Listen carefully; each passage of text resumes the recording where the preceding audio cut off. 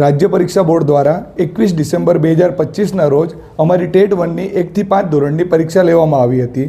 તે પરીક્ષાના 3 દિવસમાં 24 ડિસેમ્બર 2025ના રોજ રાજ્ય પરીક્ષા બોર્ડે વાંધા અરજી કરવા માટે રજૂઆત કરવા માટે આપ્યું હતું। ત્યારે અમે લોકોએ અમારા વાંધા અરજી 10 દિવસની અંદર તેમને કરીને મોકલી અને અમને વાંધા અરજીમાં અમારા સુધારા થાય એ માટેના દરેક ઓથેન્ટિક પુરાવા અમે ડીએલએડ મોડ્યુલના એમને આપ્યા।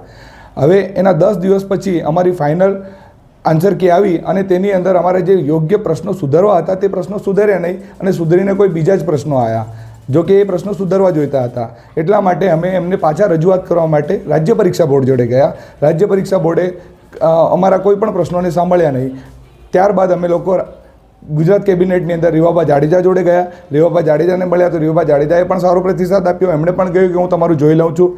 પછી અમે પ્રદ્યુમન વાજા સર જે કેબિનેટ મિનિસ્ટર છે આપણા શિક્ષણ ખાતાના, એમને મળ્યા।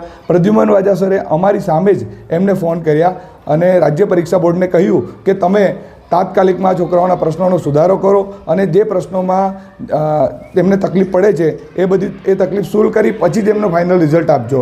તેમ છતાં એ લોકોએ અમારું રાજ્ય પરીક્ષા બોર્ડે રિઝલ્ટ આપ્યું જ નથી અને ડાયરેક્ટ રિઝલ્ટ આપી દીધું સુધારો કર્યા વગર।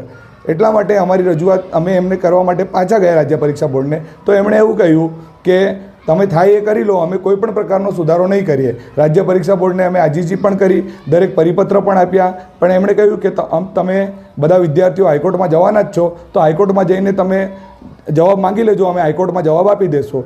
90,000 વિદ્યાર્થીઓએ આ એક્ઝામ આપી હતી, એમાંથી 3,000 થી 4,000 વિદ્યાર્થીઓ એવા છે જે 1-2 માર્ક્સની મેરિટની અંદર જતા રહે છે અને ખરેખર 19 જેટલા પ્રશ્નો એવા છે જે પ્રશ્નોમાં સુધારા થઈ શકે એવા છે, તેના ડબલ 3 આન્સર આવે છે। કોઈ પ્રશ્નોમાં પ્રિન્ટિંગ મિસ્ટેક છે અને કોઈ પ્રશ્નોમાં તો એવું છે કે હિન્દી મીડિયમ અને ગુજરાતી મીડિયમ ઇંગ્લિશ મીડિયમના પ્રશ્નપત્ર એક જ છે, બસ એની ભાષા ચેન્જ થાય છે। ભાષા ચેન્જ થાય એનાથી કોઈ પ્રોબ્લેમ નથી, પણ પ્રશ્નનો જવાબ તો ચેન્જ ના થાય ને। એ રાજ્ય પરીક્ષા બોર્ડે એવું કર્યું છે કે ગુજરાતીમાં એક ક્વેશ્ચન છે, તે પ્રશ્નની અંદર મિસ્ટેક છે, તો એ મિસ્ટેકની ગ્રેસિંગ ગુજરાતી મીડિયમને જ મળવી જોઈએ, તેમ છતાં તે ગ્રેસિંગ એમણે ઇંગ્લિશ મીડિયમ અને હિન્દી મીડિયમને આપી દીધી। તો એવા ઘણા પ્રશ્નો છે જે હિન્દી અને ઇંગ્લિશ મીડિયમમાં જે સુધરી શકે એવા ગુજરાતી મીડિયમમાં પણ સુધરી શકે એવા હતા। CWSN વાળો પણ એક પ્રશ્ન હતો, તે પ્રશ્નમાં પણ 2 આન્સર આવી શકે એવું હતું। તો ઇંગ્લિશ મીડિયમ અને હિન્દી મીડિયમને 2 સુધારા આપ્યા એમણે અને ગુજરાતી મીડિયમમાં કોઈ સુધારો કર્યો નહીં। તેથી આના કારણે ઘણા બધા ગુજરાતના વિદ્યાર્થીઓ છે જે ગુજરાતી મીડિયમના છે તેમને પણ ઘણો નુકસાન ગયો છે। અમે એવી આશા રાખીએ છીએ કે હજુ પણ સમય છે, હજુ પણ તમે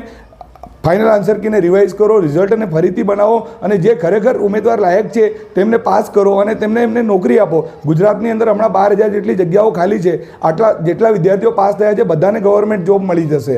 તમે આટલું કરી શકો છો। રાજ્ય પરીક્ષા બોર્ડને અમારી એટલી જ વિનંતી છે અને ગુજરાતના શિક્ષણ મંત્રીને પણ અમે હાથ જોડીને વિનંતી કરીએ છીએ કે તમે આ